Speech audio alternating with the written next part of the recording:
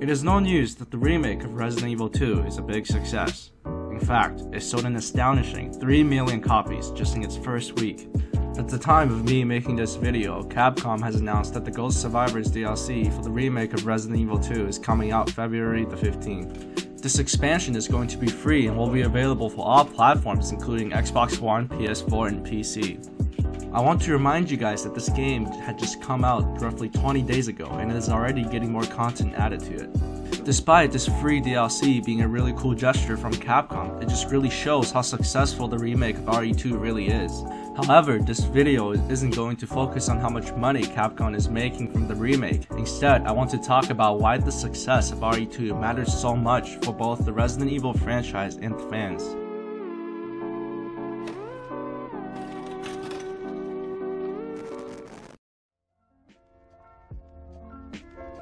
To talk about the Resident Evil franchise as a whole, we must go all the way back to the old days. My first ever impression of the Resident Evil series was when I watched my dad play the original Resident Evil. I was very much a kid at the time and barely understood what the game was about. But even then, the perfectly fitting background music, the creepy old mansion, and of course the roaming zombies gave me nightmares at the time.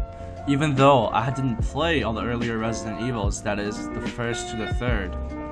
Whether it is a secret old mansion that is infested by zombies in the forest, or a thriving city turning to living hell, I think the first 3 games all had the same core concepts.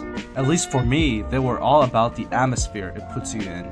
The brilliant design of the door-opening cutscenes combined with the locked camera angle really makes you worry since you have no idea what is coming next. It might even seem underwhelming in today's day and age, but at the time it really blew me away how much fun this game was despite being so hard. This brings me to my second point: what makes the earlier Resident Evils hard? At least for me, when I play Resident Evils, I always have to fight the urge to use cheats or trainers to have infinite ammo and just teach those zombies a lesson. What makes Resident Evil games, well, Resident Evil games, is the ammo and item management. It's about making the best use of the often limited resources that you're given. If you've ever played the game with infinite ammo, you'll know it might be fun at first, but the game quickly becomes boring since it's barely a challenge. Well, that brings us to the last core mechanic of the good Resident Evil games. You probably guessed it, it's the puzzles. One of the most memorable puzzles for me is in the first Resident Evil where you find a shotgun on the wall. Taking the shotgun will trigger a trap that kills you. So you had to find a broken shotgun at first to replace the normal shotgun to avoid setting off the trap. So to conclude what I think makes a good Resident Evil game, there are 3 core elements: a horror atmosphere, scarce resources, and rewarding puzzles.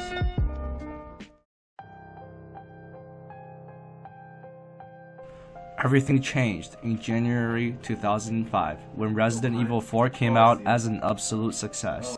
Resident Evil 4 is way more action-packed, being a third-person shooter while still partly cherishing what made Resident Evil great: a horror atmosphere, scarce resources, and rewarding puzzles. Even then, I absolutely loved the game and I think it was a right direction for the franchise. I mean, Resident Evil 4 was definitely one of the best games I've ever played, but Capcom took a step too far. With the success of Resident Evil 4, we not only got 10 different versions of the remastered game, I mean, come on. It also made Capcom believe that the added action is what players are looking for. Well, that is partially true since Resident Evil 4 really attracted a lot of new players to the franchise. But then, we have Resident Evil 5. Resident Evil 5 by itself isn't really a bad game. In fact, it's still loved by many even today. But for me, the story was too linear, and you had very little opportunity to explore or just really immerse yourself in the game. It felt like you're thrown to this one place, fighting, killing some zombies, fighting some bad guys, and then you're on to the next place to do the same thing. The easiest way to put it, it felt more like a COD than a Resident Evil game. Ironically, Resident Evil 5 broke sales records and did even better than Resident Evil 4. This convinced Capcom that people are wanting more action and not more Resident Evil. But what they don't realize is people bought Resident Evil 5 not because how good Resident Evil 5 was, it was because how good Resident Evil 4 was. And well, we all know what happened with Resident Evil 6.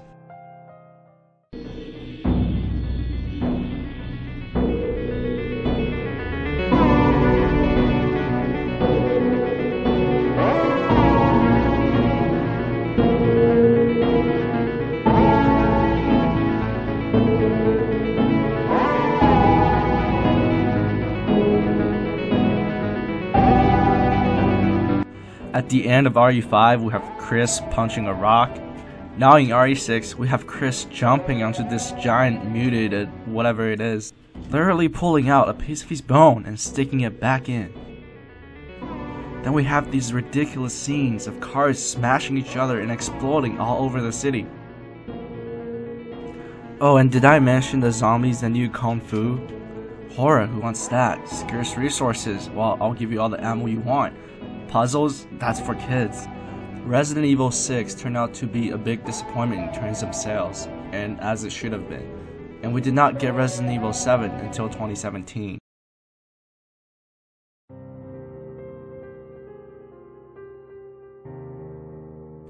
Now coming back to the remake of Resident Evil 2, which is my favorite game in 2019 so far and my second favorite of Resident Evil series, only under Resident Evil 4.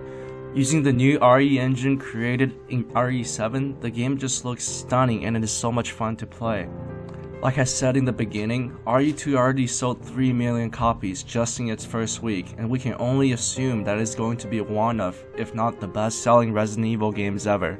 I think most people can agree with me that the remake of RE2 strikes a perfect balance between action and the 3 core elements of the franchise.